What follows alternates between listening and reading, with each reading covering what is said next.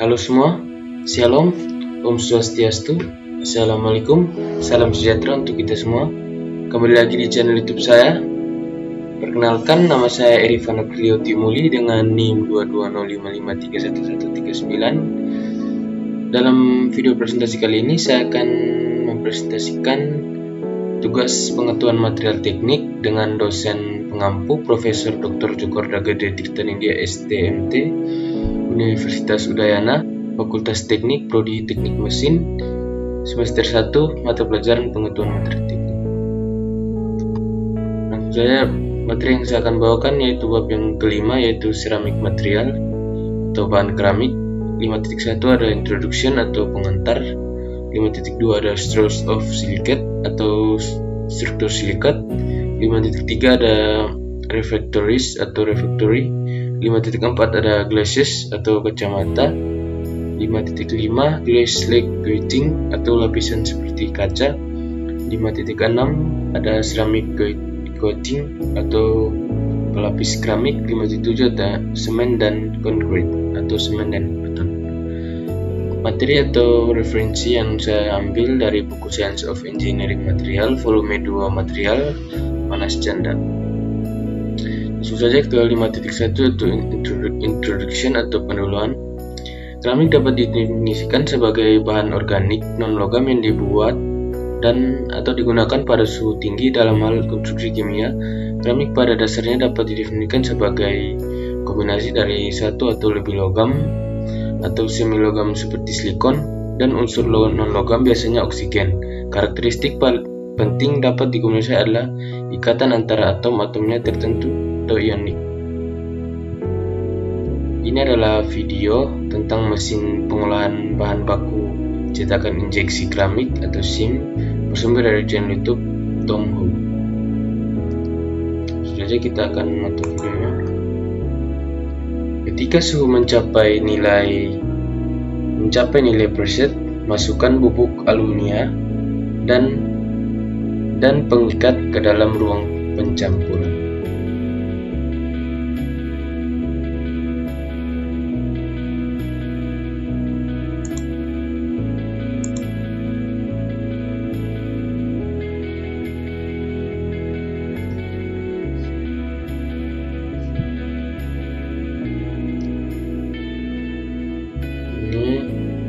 Kira-kira 5 menit kemudian akan menjadi seperti ini.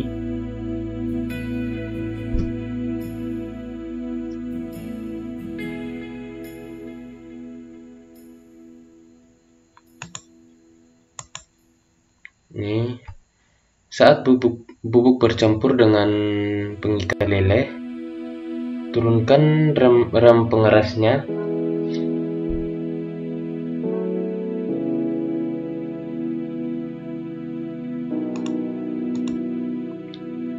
Terus dibiarkan mesin pengaduk bekerja selama 1,5 jam.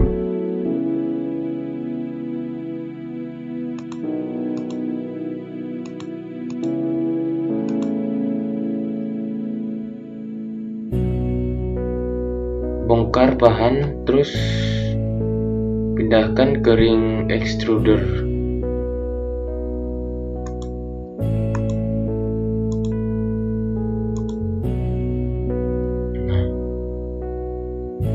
Ini adalah bahan baku SIM, didinginkan dan disimpan dengan kantong PE. Langsung next. Dan ini adalah video tentang proses produksi ubin keramik alumina bersumber dari channel YouTube Allen Yang.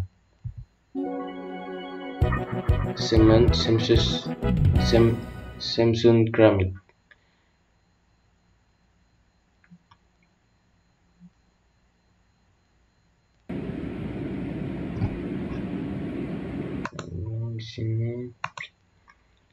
Keramik Samsung sebagai pembuatan keramik tahan abrasi menghasilkan berbagai lapisan ubin.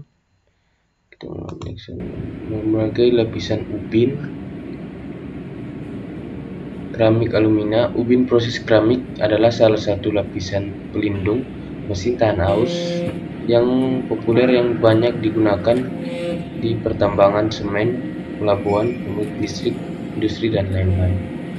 Disesuaikan dengan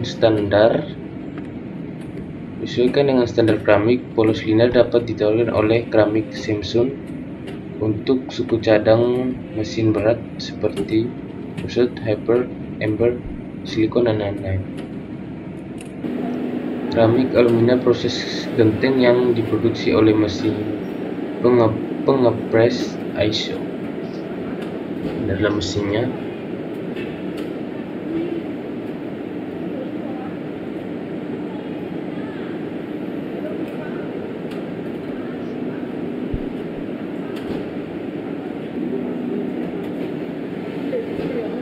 ini setelah diukur sesuai dengan ukuran,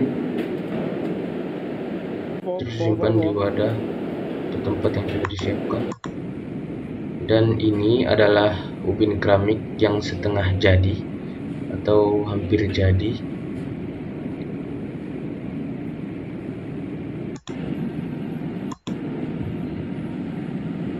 Dan ubin keramik setengah jadi disiapkan untuk memasuki terowongan klip.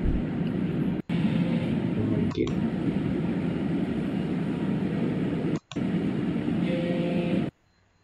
itu saja videonya.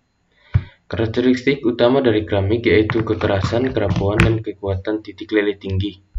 Kebanyakan keramik terjadi secara alami seperti batu alam, dan mereka produk disintegrasi seperti tanah liat, pasir, dan kerikil, atau diproduksi dari mineral bumi oleh aksi panas, contohnya yaitu batu bata, mortar, semen, dan kaca. Di bawah ini kita akan melihat video tentang pembuatan keramik gas plaret bersumber dari channel YouTube Kontak TV. Ini adalah proses pembuatan keramik gas plaret.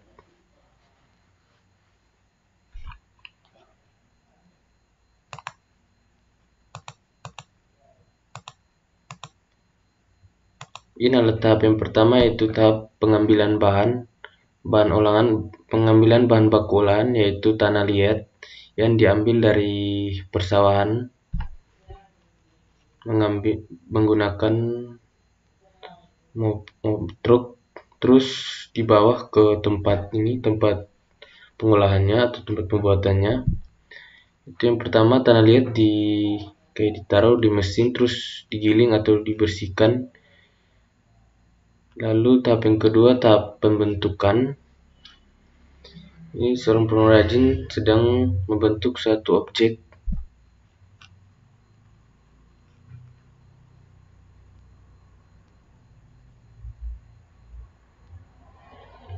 Sedang membuat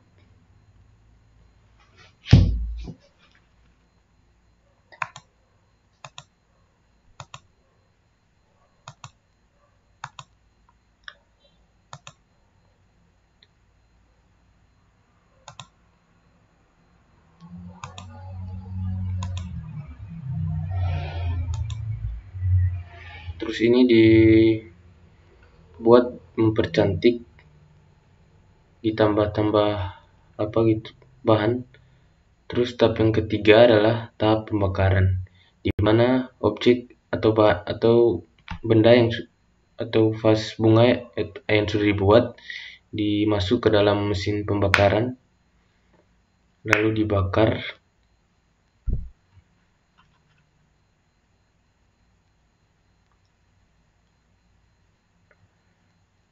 Dan ini adalah hasil setelah sudah dibakar.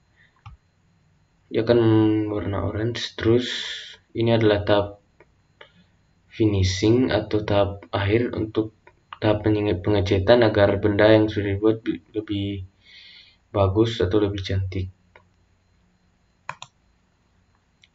Itu saja videonya. So next kita masuk ke 5.2, itu structure of silicate atau struktur silikat. Silikat sejauh ini merupakan senyawa silikon yang paling penting, dan di atasnya seluruh kaca, keramik, dan semen industri. Dipertimbangkan dari sudut pandang komposisi kimia saja, silikat alami muncul sebagai kompleks yang luar biasa, serangkaian bahan, sehingga sistematisasi dari silikat berbasis pada komposisi analisis tidak mungkin, dan cara logisnya menganalisis mereka adalah yang didasarkan pada struktur. Ini adalah tiga tipe utama struktur dapat dibedakan. Mereka ini adalah anion diskrit, terus anion yang diperluas, terus jaringan 3 dimensi. Next.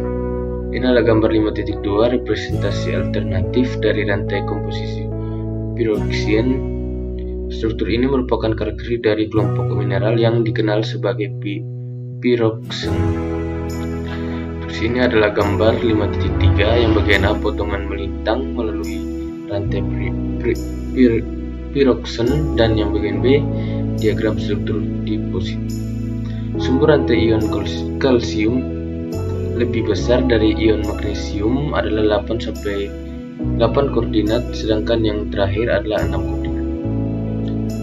Terus gambar 5.8 representasi diagram dari struktur. Yang bagian A adalah qualinit dan yang bagian B adalah pyrophilin. Terus ada gambar 5.9 representasi diagram struktur mika. Terus kita masuk ke 5.3 refractories atau refraktori. Refraktori adalah bahan konstruksi bukan logam, mampu menahan suhu tinggi tanpa deformasi yang berarti dalam kondisi layak. Sebagian besar dari refraktori komersial didasarkan pada sistem silika alumina berversi dari silika murni melalui berbagai kombinasi alumina silika hingga alumina murni. Mengacu pada diagram akan terlihat bahwa silika dan alumina bertindak sebagai flux satu sama lain, menurunkan titik leleh. Namun efeknya lebih terasa untuk meneman alumina ke silika. Dengan demikian, titik leleh berkurang dari 1726 derajat Celcius menjadi murni silika sampai 1587 derajat Celcius. Ikatan keramik dan refraktori. Istilah ikatan keramik secara luas digunakan dalam industri keramik dan mengacu pada ikatan kaca. Ikatan kimia tetapi lebih merupakan semacam peningkatan yang dihasilkan karena pembentukan dari karakteristik kaca dari koefisien lebih besar hadir dalam campuran keramik. Ini adalah gambar 5.11 refractories on the road dari batu bata free clay, magnesit, dan silika diadaptasi dari berbagai sumber. Ada refraktori berkualitas tinggi. Jenis pada pembahasan di atas bahwa untuk memperoleh sakit refraktori tinggi diperlukan untuk menggunakan bahan refraktori yang sangat murni dan untuk menghilangkan pembentukan ikatan kaca. Terus ada aplikasi refraktori. Dalam diskusi sebelumnya kami telah menekankan banyak memiliki refraktori. Namun dalam memiliki refraktori untuk aplikasi tertentu beberapa properti lainnya seperti dimensi stabilitas, ketahanan terhadap spalling, dan ketahanan terhadap berbagai jenis terak juga perlu diperhatikan. Terus ada refraktori free clay. Refraktori tanah liat adalah yang paling banyak digunakan, mencapai 3/4 dari semua refraktori. Terus ada refraktori mulit. Dalam refraktori dengan kandungan mulit tinggi ikatan keramik atau kaca. Terus ada refraktori silika. Keunggulan batu bata silika adalah dapat digunakan di bawah beban pada suhu hingga 1650 derajat Celcius. Tidak menyusut atau tidak seperti batu bata free clay. Pada suhu tinggi tahan terhadap kejutan termal dari 600 derajat sampai titik leleh dan sangat tahan terhadap serangan besi oksida dan terak asam. Ada refraktori magnesit. Batu bata magnesit sangat berguna dalam konstruksi tungku perapian dasar terbuka. Terus ada refraktori krom dan krom magnesit dalam tungku, misalnya tungku tangki peleburan kaca, di mana lebih dari jenis refraktori yang digunakan.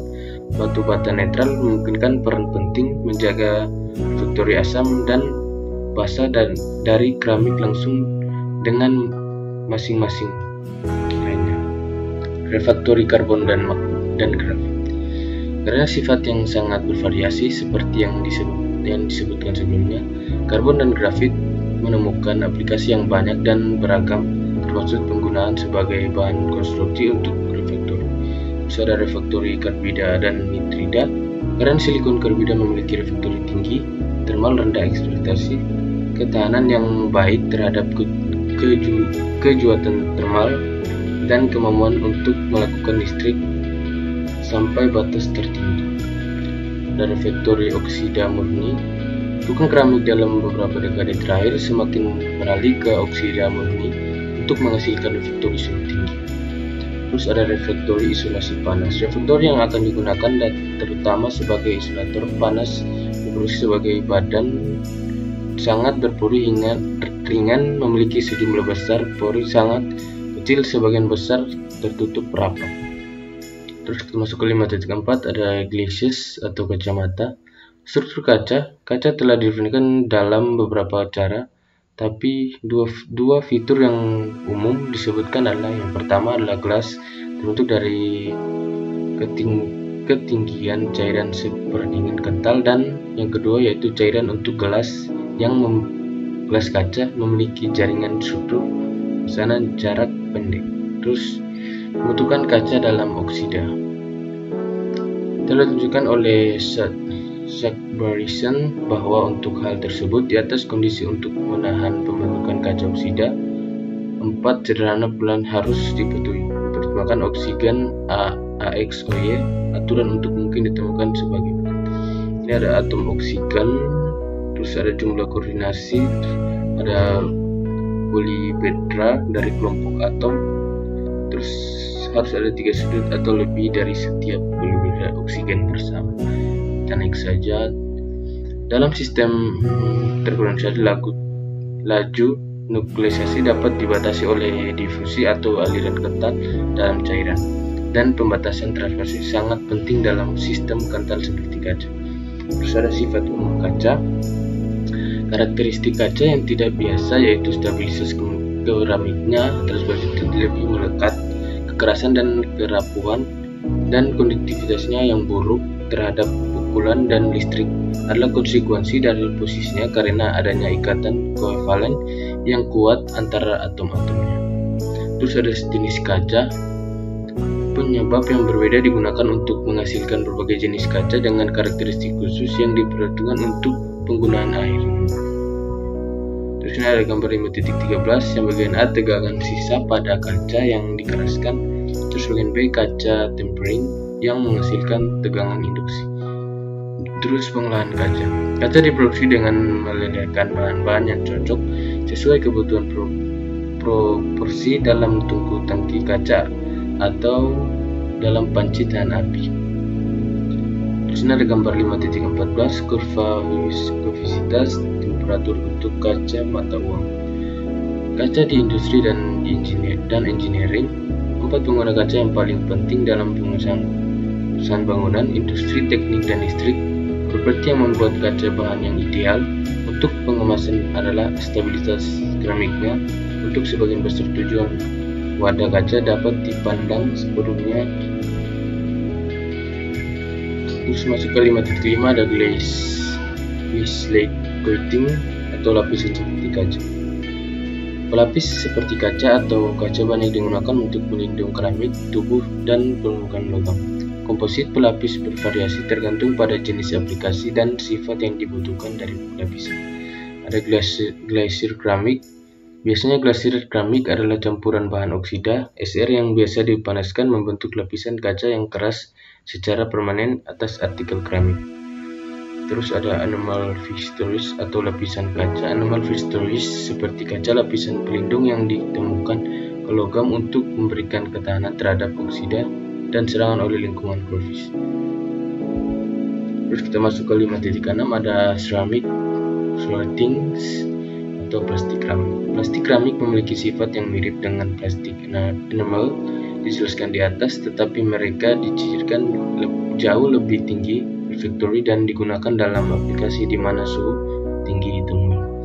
Oksida logam murni seperti alumina dan zirconia. Oksida dapat ditemukan sebagai pelapis keramik dengan teknik penyemprotan api di mana badan keramik dalam bentuk intens dilekan dalam oksi flame gun atau biasanya 3000 derajat Celcius dan disemprot dengan pembuasan udara pada permukaan yang akan dilapisi hanya pada suhu tertentu 300 sampai 400 derajat Celcius. Terus lapisan keramik digunakan untuk bagian dan komponen yang mungkin terkena suhu yang besar atau digunakan. Terus next kita masuk ke 5.7 semen dan concrete atau semen dan beton. Berbagai macam beban semen keramik digunakan untuk tujuan yang berbeda. Mereka memiliki sifat karakteristik pengaturan dan breathing bila dicampur dengan pasta dan dengan air. Begitu juga bisa digunakan untuk mengikat bersama aggregate seperti pasir dan hancur batu menjadi massa padat yang konkret. Ini ada semen Portland. Semen Portland dibuat dengan membakar campuran intim, terutama terdiri dari dua jenis bahan, suatu bahan gross atau kaya dalam kapur seperti batu kapur atau kapur dengan lempeng lainnya kaya silikon aluminium seperti spray tanah liat batu galis.